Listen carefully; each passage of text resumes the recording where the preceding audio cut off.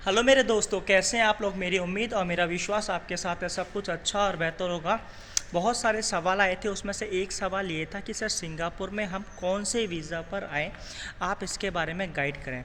तो आज मैं आपको बताने वाला, अगर आप सिंगापुर में आना चाहते हैं तो कौन सा वीज़ा आपके लिए सूटेबल रहेगा और आपकी एजुकेशन क्या स्किल है, कौन कौन से वीज़ाज़ होते हैं, उसके बारे में पूरा डिस्कस करेंगे। तो मेरी आपसे छोटी सी रिक्वेस्ट है, अगर चैनल पर पहली बार आए हो, पहली बार देख रहे हो, यूट्यूब की रिकमेंडेशन से ये चैनल देखा है, बिल्कुल सही चैनल देखा है। सिंगापुर जाना चाहते हो, मलेशिया आना चाहते हो, यूरोपियन कंट्रीज़ में जॉब लेना चाहते हो, पोलैंड, माल्टा, क्रोएशिया, बुल्गारिया, बहुत सारी कंट्रीज़ हैं जहाँ पर आपको 50,000 से 1 लाख रुपए तक की सैलरी ईसीआर पासपोर्ट और ईसीआर पासपोर्ट में मिल जाएगी। वर्क परमिट अवेलेबल रहता है। अगर आप मेरे चैनल की वीडियोस को फॉलो करेंगे तो यहाँ पर एजेंसीज़ की detail, free vacancies middle east वगैरह की आपको मिलती रहती हैं। ओमान, कतार, दुबई जाना चाहते हो, और हाँ, अगर इंडिया में 10-15 हज़ार रुपये कमा रहे हो तो मेरी आप छोटी सी रिक्वेस्ट है, भाई बाहर निकलो, कोई सी भी कंट्री में निकल लो, 50,000 से 1 लाख रुपये आप मेहनत करके कमा सकते हो, लेकिन उस पैसे को आपको बचाना आना चाहिए। मेरी आपसे बहुत छोटी सी रिक्वेस्ट है।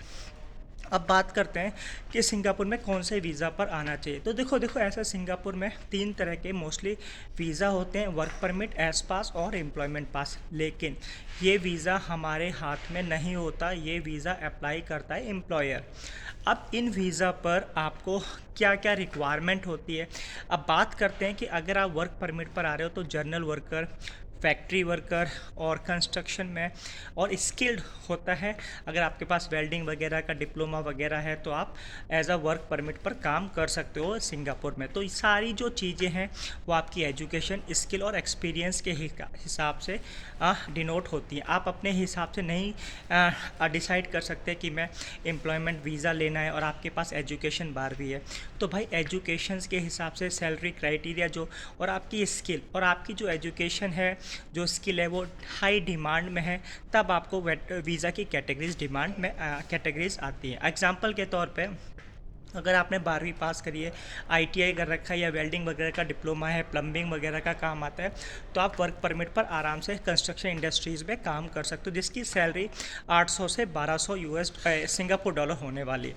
अगर आपके पास बैचलर डिग्री है, होटल इंडस्ट्री में होटल मैनेजमेंट की डिग्री है, तो होटल इंडस्ट्री में आप काम कर सकते हो एज अ वर्क परमिट, जिसे बोलते हैं एनटीएस वर्क परमिट और एस पास, तो जिसमें आपको 1500 से $2,500 तक सैलरी मिल जाती है। कैश इन हैंड की बात कर रहा हूँ, सैलरी आपको 3-1 हज़ार रुपये डॉक्यूमेंटेशन में मिलेगी। कैश इन हैंड आपको 1500 से $3,000 के आसपास मिलेगी एक्सपीरियंस के हिसाब से। अब बात करते हैं, एक वीज़ा एम्प्लॉयमेंट पास का होता है। अब आप सोचो कि आप पढ़े लिखे नहीं हो या आपने नॉर्मल डिग्री कर रखी है, बीए है, एमए है, तो आपको एम्प्लॉयमेंट पास नहीं मिलेगा।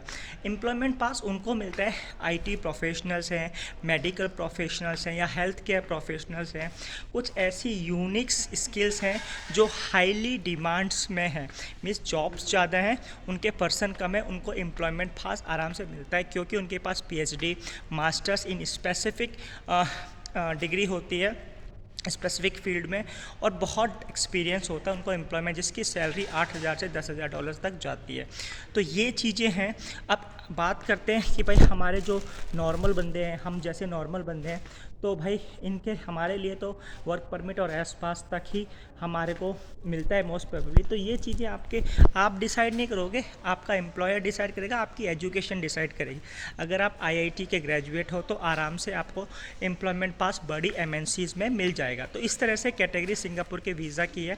आप हिसाब लगा सकते हो, आप अपना एनालाइज कर सकते हो, और आप अपनी एजुकेशन वगैरह बताना तो मैं बता सकता हूँ कि कैसे। और हाँ, सबसे बड़ी बात है, अगर आप सिंगापुर का वीज़ा अप्लाई करना चाहते हो तो एजेंट के थ्रू, एजेंसीज़ के थ्रू, काफ़ी एजेंसीज़ हैं, तो लेकिन उस सबसे पहला अप्लाई करने से पहले आपको एक चीज़ बहुत ध्यान में रखना पड़ेगा कि जब आपका आईपी आ जाएगा उसको चेक करें, क्योंकि फ्रॉड ज़्यादा हो जाते हैं इंडिया में। आई होप सो वीडियो अच्छी लगी होगी। वीडियो अच्छी लगे like share subscribe. Thank you for watching this video.